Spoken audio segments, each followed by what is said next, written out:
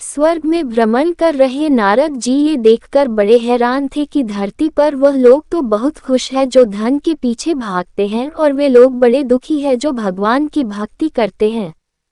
इस विचार से ग्रस्त नारद जी काफी परेशान हो गए और जब उनसे रहा नहीं गया तो वह सीधे पहुंचे बैकुंठ धाम इस प्रश्न का समाधान पाने के लिए भगवान विष्णु के पास। नारद जी जैसे ही भगवान विष्णु जी के धाम पहुंचे, भगवान विष्णु उनके मन की बात पहले से जानते थे। विष्णु भगवान ने नारद से कहा, चलो धरती लोक पर चलते हैं और आपके प्रश्न का समाधान पाते हैं। दोनों साधु का भेष धारण कर धरती लोक पर पहुंचे। वह दोनों सबसे पहले एक बड़े व्यापारी के द्वार पर भिक्षा मांगने के लिए गए। उन दोनों को अपने द्वार पर देखकर व्यापारी बड़ा गुस्सा हुआ। उन्हें भला बुरा कहा और बिना कुछ दिए उनको वहां से जाने के लिए कहा। जाते जाते साधु के रूप में भगवान विष्णु ने उसे आशीर्वाद दिया कि तुम्हें और भी ज्यादा धन मिले। नारद जी को ये देखकर बड़ा आश्चर्य हुआ, लेकिन वह कुछ नहीं बोले और भगवान विष्णु के साथ चलते रहे। थोड़ी देर बाद वह एक बूढ़ी माँ की कुटिया पर पहुंचे। वह गरीब बूढ़ी एक छोटी सी कुटिया में रहती थी। उसके यहाँ जाकर जब दोनों साधुओं ने भिक्षा मांगी तो बूढ़ी माँ बोली, मेरे पास तो आप लोगों को देने के लिए ज्यादा कुछ है नहीं, लेकिन हाँ मेरे पास एक गाय है जो दूध देती है। अगर आप चाहो तो मैं उस गाय का दूध दोह कर लाती हूँ।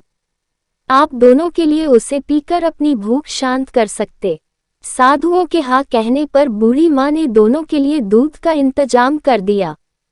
खुश होकर साधु के भेष में विष्णु भगवान ने जब बूढ़ी से कहा कि बताओ तुम्हें क्या चाहिए, तो बूढ़ी माँ ने कहा कि मुझे कुछ भी नहीं चाहिए, बस आप आशीर्वाद दीजिए, मेरे लिए इतना काफी है। आशीर्वाद देकर दोनों साधु वहां से जाने लगे। तब जाते जाते विष्णु भगवान ने बूढ़ी माँ से कहा कि तुम्हारी गाय कुछ दिनों में मरने वाली है। वहां से थोड़ा आगे जाने पर नारद जी बड़े परेशान हो गए और विष्णु भगवान से बोले, ये कैसा न्याय है भगवान आपका? जिस व्यापारी ने हमारा इतना अपमान किया, हमें गालियां दी, आपने उसे और ज्यादा धन पाने का आशीर्वाद दिया। और इस बूढ़ी माँ को जिसने हमारी इतनी सेवा की, हमारे लिए दूध की व्यवस्था की, उसे आप कहते हैं कि उसकी गाय जो कि उसके जीवन का आखिरी सहारा है वह भी मर जाएगी, ऐसा क्यों? नारद जी के सवालों को शांत करने के लिए भगवान जी ने चेहरे पर मुस्कान के साथ कहा कि मैंने उस व्यापारी को जो आशीर्वाद दिया दरअसल वो उसके लिए शाप था।